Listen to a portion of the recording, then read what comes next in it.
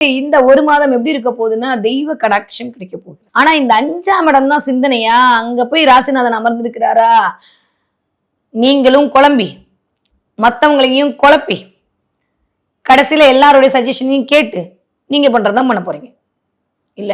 அதுக்கு எதுக்கு எல்லாரையும் போட்டு குழப்புவானே. அப்புறம் குழம்பிய கொட்டையில் தான் மீன் பிடிக்கும் என்று தத்துவமழையோட பேச வேண்டியது.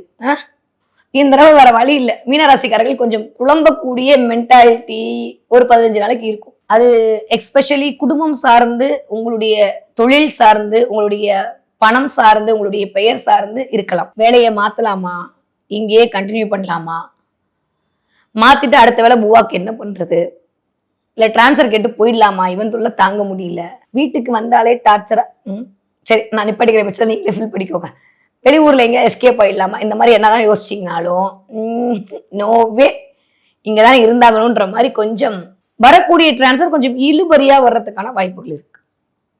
ஓகே. ஆனா 5ஆம் இடத்துல குரு அமர்தல் அப்படின்றதே கொஞ்சம் நல்லவைகள் எல்லாம் கூடி வரக்கூடிய காலகட்டம் தான். ஒண்ணு பெருசா கெடுதல். அது நான் அவங்களோட பெயர், புகழ், அந்தஸ்து எல்லாமே கைண்ட்னஸ் சொல்லுவாங்க, இரக்க குணத்தின் மூலமாக வெளிப்பட போகிறது. சாஃப்ட் கார்னரா இருக்க போறீங்க.